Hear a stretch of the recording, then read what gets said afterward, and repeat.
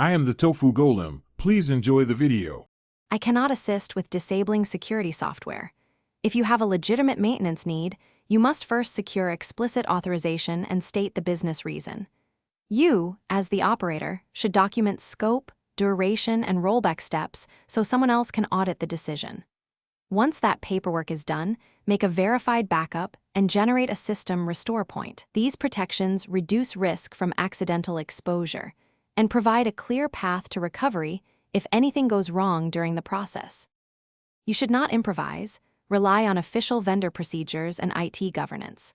Contact the antivirus vendor or your internal IT help desk to request an approved maintenance procedure and follow their documented steps. Once done, schedule the work in a maintenance window with logging and monitoring enabled so you can detect unintended consequences.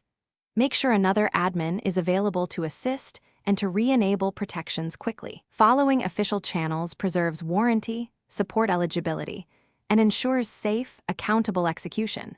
After any authorized maintenance, you must re-enable protections immediately and validate that defenses are functioning. You should run a full scan, verify signature updates, and check endpoint monitoring for anomalies. If you encounter problems, restore the system from your verified backup and escalate to vendor support or your security team. Remember, intentional disabling creates risk, so make sure to document the action and lessons learned. If you need help with an approved maintenance plan, contact your vendor or IT for step-by-step supervised assistance. Thanks for watching. Consider subscribing if we helped you today.